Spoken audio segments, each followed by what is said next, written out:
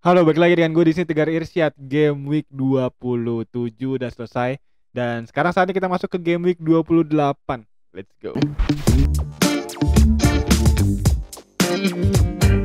Oke, game week ke-27 kemarin berakhir dengan sangat happy banget gue karena gue akhirnya bisa panah hijau lagi, dimana sebelumnya gue sempat panah merah ya pas sebelum pertandingan double game week Brighton dan Brentford. Dan untungnya pemain gue Mitoma dan juga beberapa back dari Brentford berhasil menyelamatkan tim gue dari panah merah. Dan ini artinya adalah panah merah ke-9 gue beruntun ya. Dan ini benar-benar salah satu rekor yang cukup mantep banget buat gue tentunya. Dan itu artinya wildcard gue cukup berhasil untuk bisa gue implementasikan di game week 27 kemarin. Dan sekarang saatnya kita masuk ke game week 28, game week yang bisa gue bilang cukup krusial ya, karena ini adalah blank game week yang diapit oleh dua double game week, yang ditambah lagi game week 29 merupakan game week yang bisa gue bilang adalah double game week terbesar ya di musim ini ya, kemungkinan besar ya. Dan juga itu artinya penggunaan chips kayaknya akan sesuai dengan rencana gue tentunya untuk bisa menggunakan bench boost di game week 29 nanti. Dan tentunya seperti biasa saat ini gue akan langsung sampaikan aja untuk segmennya, dimana untuk tim review singkat, tim selection, dan juga captain picks tentunya di game week 28 ini. Dan untuk itu langsung aja let's go. Oke, langsung aja tim review singkat ya, dimana tim gue ini mendapatkan 94 poin ya. Rainbow FC dapat 94 poin, yang artinya di sini yang bisa gue lihat ada di atas safety score, dan itu artinya panah hijau sedikit aja 13%. Jadi tentunya gue naik ke 164.000 ya untuk overall rank saat ini, dan itu artinya masih dalam tren positif untuk tim gue. Dan juga bisa gue lihat di sini ya, ada beberapa nama yang memang ternyata cukup berhasil ya, dimana di sini Steel berhasil dengan double game week dia mengalahkan Raya, dimana Raya 9 poin kalau nggak salah gue lihat tadi, yang itu artinya berhasil mengoutskore Raya ya dari perebutan kiper terbaik di double game week ini. Dan juga back gue di sini ada Henry dan Pinnock yang masing-masing 8 poin, jadi cukup berhasil banget menurut gue, karena artinya dari double game week dia mendapatkan masing-masing 4 poin ya rata-ratanya ya. Dan juga ada Trippier yang 5 poin juga cukup mantep banget dengan 72% kepemilikan, artinya cukup aman harusnya dari rank tier kita. Dan tentunya ada Mitoma ya, Mitoma kapten gue dan juga kapten dari banyak teman-teman semua, berhasil mencetak 12 poin, yang dimana 2 assist dari 2 pertandingan, cukup oke. Dan juga dari segi permainan juga bisa gue bilang cukup mantep banget dan cukup berkontribusi terhadap kemenangan Brighton ya. Dan dimana yang menariknya adalah ada March ya, dimana March cukup kontroversial kemarin, yang dimana bisa gue lihat sebenarnya golnya March, dan benar juga akhirnya disahkan oleh FA bahwa itu golnya March. Tapi ternyata memang peraturan dari Fantasy Premier League bahwa poin yang sudah didapat lebih dari 1 hari atau 1 jam ya. Ada tadi gue lihat di Twitter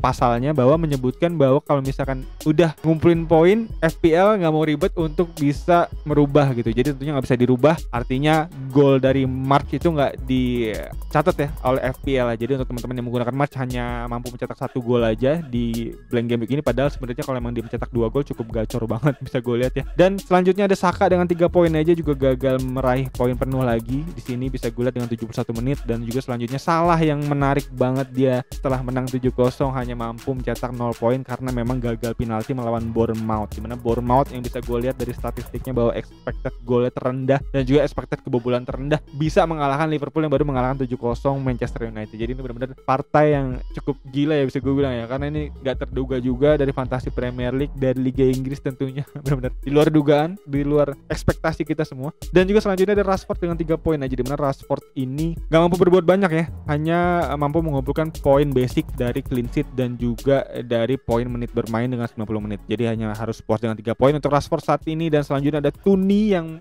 dimana ternyata berhasil men-outscore Mitoma. Jadi artinya untuk teman-teman yang menggunakan Kapten Tuni lebih bagus artinya dibanding menggunakan Kapten Mitoma ya. Dan ini 13 poin kalau dikali 2 jadinya artinya dapat 26 poin, ada surplus 2 poin. Dan juga ini membuat banyak dari teman-teman manajer lain juga yang mendapatkan family 100 ya. Jadi selamat tentunya untuk teman-teman yang mendapatkan family 100. Dan juga di sini ada Haaland yang hanya mampu mencetak 1 assist ya. 1 gol ya. Dan dimana kemarin waktu melawan Leipzig baru aja mencetak 5 gol, dan ini artinya menjadi salah satu angin segar ya bahwa ada potensi bagus juga nih di game week 29 nanti di double game week. Walaupun memang si Haaland gak main double game week, tapi bisa gue lihat ini salah satu benar-benar monster untuk bisa terus mencetak gol ya di Premier League. Dan selanjutnya ada Harry Kane yang berhasil mencetak 2 gol ya di pertandingan kemarin, yang dimana dimenangkan oleh Spurs dengan skor 4-0. Yang dimana bisa gue lihat di situ ternyata Richarlison, Kane, dan juga Son cukup padu ya, bisa kita lihat ya. Jadi trio Spurs ini udah mulai terbentuk nih untuk bisa kita lihat. Dan juga Kane berhasil mencetak 2 gol, mantap. dan juga selanjutnya di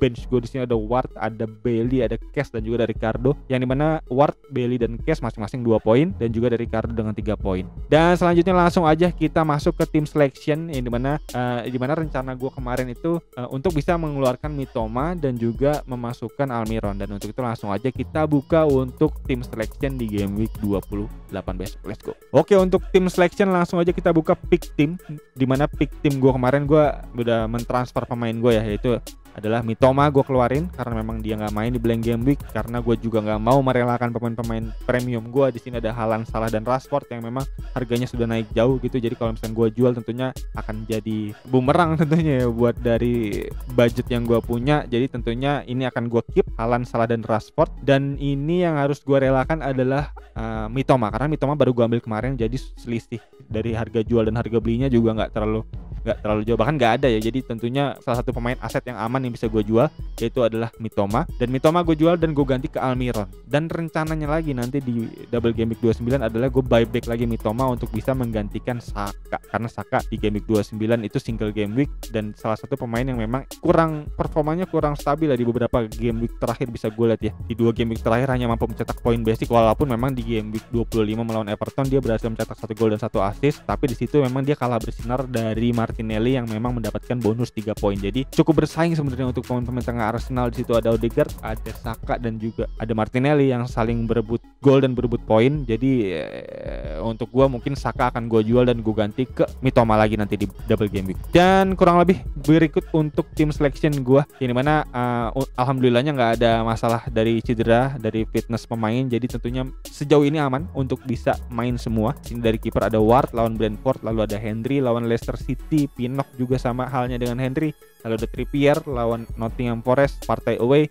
dan ada Cash lawan Bournemouth, Ricardo Pereira yang cukup direkomendasikan ya akhirnya tadi bisa gue lihat di page-nya Premier League. Dan karena memang Ricardo ini salah satu diferensial garis keras yang bisa gue punya ya, karena 0,0% TSB-nya ini benar-benar nggak ada yang punya Pereira ya dari 11 juta manager ya, dan ini gue punya di sini. Dan kemarin mencetak 1 assist, dan memang betul aja ya kemarin gue lihat bahwa si Pereira ini udah mulai bermain full, dan juga ditambah lagi memang back dari Leicester City ini masih pada cedera gitu. Jadi tentunya peluang main dari Pereira ini cukup tinggi ya untuk di beberapa game ke depan, dan lebih murah juga dibanding Kastanye, jadi bisa menjadi pilihan yang worth it lah untuk bisa gue ambil. Dan Ricardo Pereira ada di tim gue kali ini, 5 back gue semuanya main di sini, dan selanjutnya ada Almiron, pemain yang baru gue masukin lawan Nottingham Forest, bisa jadi potensi bagus, dan dia juga main double game week di game week 29 ya, lawan MU dan lawan West Ham, dan itu bisa menjadi potensi yang bagus sebenarnya Almiron, karena kemarin juga baru mencetak gol dia ya, bisa gue lihat ya 1 gol ya. Dan selanjutnya Saka ada di tim gue kali ini melawan Crystal Palace, dan juga salah satu mungkin potensi kapten yang bisa gue pilih juga ya nanti ya di game week 28 nanti gitu. Dan juga selanjutnya ada Bailey lawan Bournemouth, yang dimana Bailey ini adalah pemain yang cukup murah dan cukup salah satu bargaining bagus gitu untuk bisa kita ambil ya, karena dari segi budget tentunya murah, 4,4 aja. Lawannya ada pemain Fulham Andreas Pereira, yang mana itu sama-sama 4,4 kalau nggak salah terakhir gue lihat. Jadi karena memang Pereira nggak main nanti di blank game week dan Leon Bailey main, tentunya bisa menjadi pilihan yang bagus ya untuk bisa gue ambil Leon Bailey. Dimana Leon Bailey bisa gue lihat di sini untuk dari segi mainnya juga memang dia adalah salah satu pemain yang memang yang diganti di menit 60-an seringnya ya, dan nggak pernah main full sejauh ini bisa gue lihat dari game week 21. Jadi memang ini adalah pemain sub, super sub mungkin bisa gue bilang, walaupun memang banyaknya dia bermain dari starting line up ya. Dari 8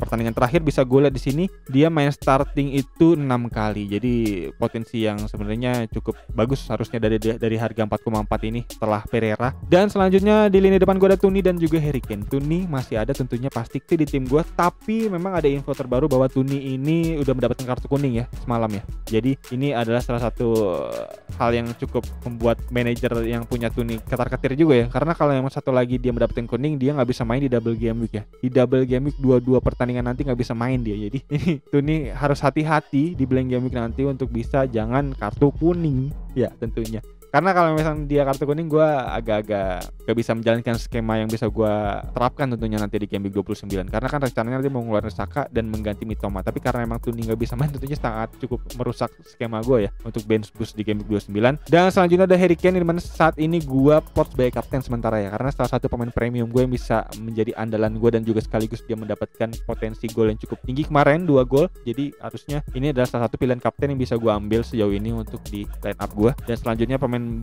bench gue gak ada yang main, ada Steele, Haaland, Salah, dan Rashford. Dan berikut kurang lebih untuk tim selection yang bisa gue sampaikan. Dan selanjutnya langsung aja kita masuk ke Captain Picks game week 28.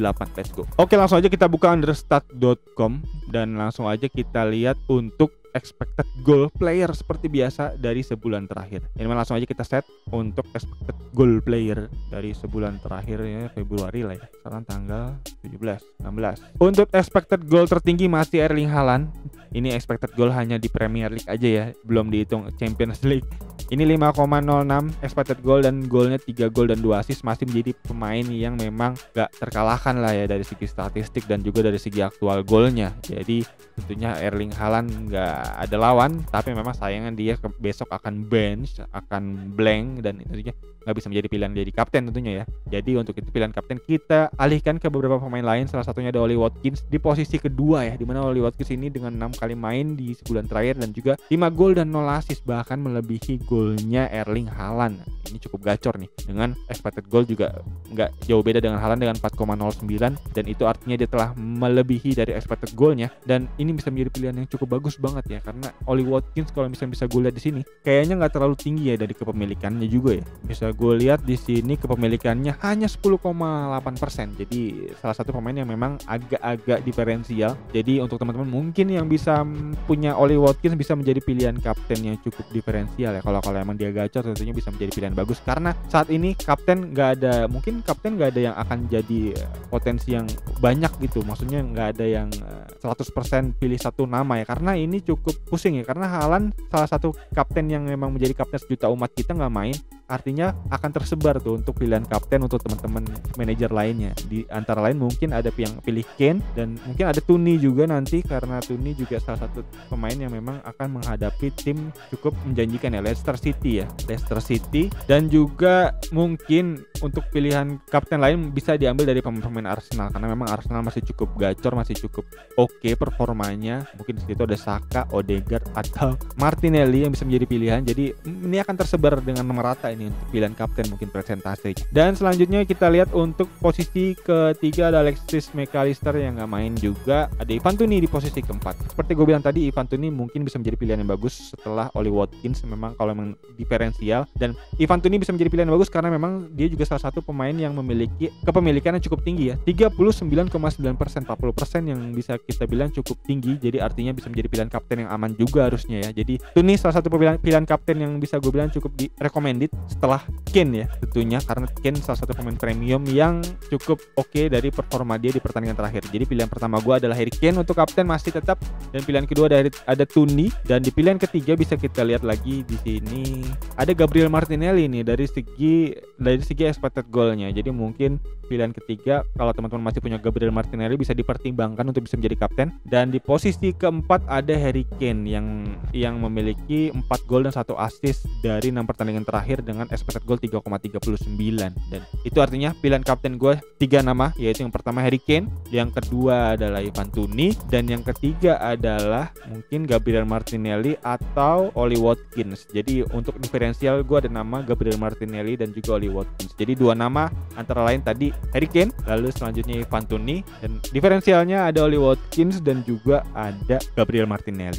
Dan berikut kurang lebih untuk Captain Picks yang bisa gue sampaikan. Semoga membantu teman-teman semua ya dalam meramu serta meracik tim di game week ke-28 ini. Dan tentunya semoga gacor, semoga poinnya bisa panah hijau lah ya minimal ya untuk di rank tier kita. Dan tentunya nggak ada yang cedera, dan juga Toney tentunya semoga nggak kartu kuning ya. Dan kayaknya itu aja untuk video kali ini. Dan untuk teman-teman mungkin yang punya pertanyaan, masukan, saran, kritik, nama-nama lain terlewat dari gue, bisa feel free langsung tulis di kolom komentar di bawah. Nanti bisa gue jawab semuanya tentunya seperti biasa. Dan untuk teman-teman yang baru nonton bisa langsung klik tombol like, subscribe, dan loncengnya di bawah agar teman-teman nggak ketinggalan video-video seputar fantasi Premier League lainnya dari channel ini. Dan kayaknya itu aja. Sekali lagi thank you buat yang udah nonton. As always seperti biasa gue Tigar Irsyad. Peace out.